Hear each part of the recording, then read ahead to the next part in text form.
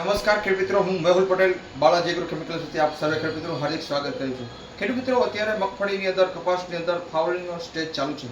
ફ્લાવરિંગની અંદર જબરજસ્ત દવાની વાત કરીએ તો ઘણી વખત મગફળીની વય જાજી થઈ ગઈ હોય અને સૂયા બેસાડવાનું કામ કરવું હોય તો આપણે કઈ દવાનો ઉપયોગ કરવો એના માટે કન્ફ્યુઝન હોય છે। આ કન્ફ્યુઝન દૂર કરવા માટે પ્લોચેપ કંપનીની કેનમિલ નામની પ્રોડક્ટ, જેનું ટેકનિકલ છે પેક્ટાબુટર 40% એસી ફોર્મમાં, આનો ઉપયોગ પર પંપે 5 ml કરવાનો હોય છે।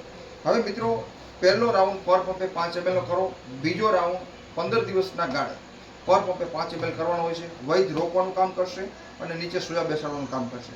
મિત્રો, આની સાથે સાથે જે લોકોને વૈધ વૈધી નથી, વૈધ અટકાવ્યા વગર જે લોકોને સૂયા બેસાડવા છે એ લોકોને શું કરવું પડે તો કે આ એ જ કંપનીનું પ્લોચેપ કંપનીનું ઓસ્કાર નામની પ્રોડક્ટ, જેનું ટેકનિકલ આવે છે મિત્રો એમિનો એસિડ અને વિટામિન્સ।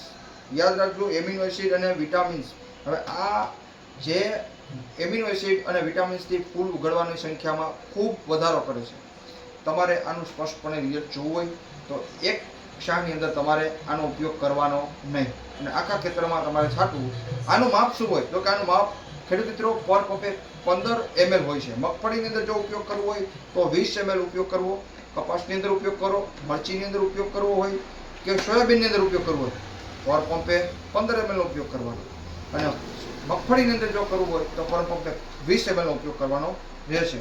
મિત્રો, જે લોકોને વૈધ અટકાવ્યા વગર ચાલુ વૈધે ફ્લાવરિંગ લાવવું છે, સૂયા બેસાડવા છે, એના માટે ઓસ્કાર નામની પ્રોડક્ટ બેસ્ટ રિઝલ્ટ આપે છે। મિત્રો, ખાસ ભલામણ જે લોકોને વૈધ વધી ગઈ છે, વૈધ અટકાવી અને સૂયા બેસાડવા છે તો આ બે પ્રોડક્ટનો ઉપયોગ કરી શકે છે, જેનું પણ ખૂબ સારું રિઝલ્ટ મળે છે। ઘણી વખત ઘણા લોકો અમને એગ્રો આવીને કહેતા હોય છે કે ભાઈ વૈધ તો રોકવી જ પડે એમ છે, તમે ભલે પખાલની બીજી દવા આપો પણ વૈધ રોકવી તો પડશે જ। તો અમે એને ખાસ ભલામણ તરીકે આ કેનમિલ નામની પ્રોડક્ટ આપીએ છીએ। આનાથી વૈધ રોકાઈ જશે મિત્રો અને સૂયા બેસવામાં ખૂબ સારું પરિણામ મળશે।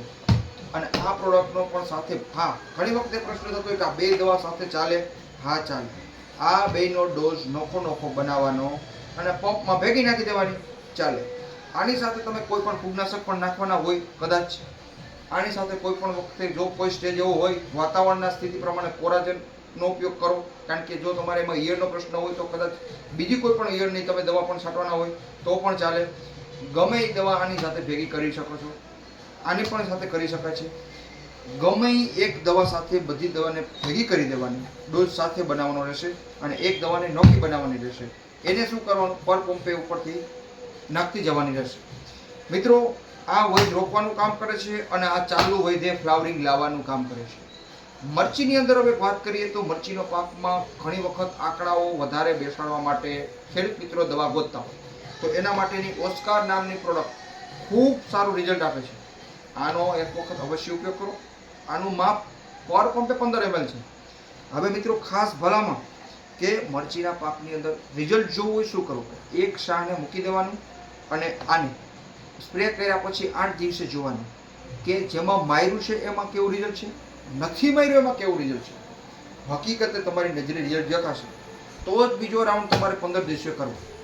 મિત્રો, આના સિવાય સોયાબીન જેવો પાક છે તથા કોઈ પણ શાકભાજી છે, બધામાં પર પંપે 15 ml નો ઉપયોગ કરી અને તમે ઉપયોગ કરી શકો છો અને ખૂબ સારું પરિણામ મેળવી શકો છો। સાથે સાથે વધુ ઉત્પાદન આવે તેવી પ્રોડક્ટ છે।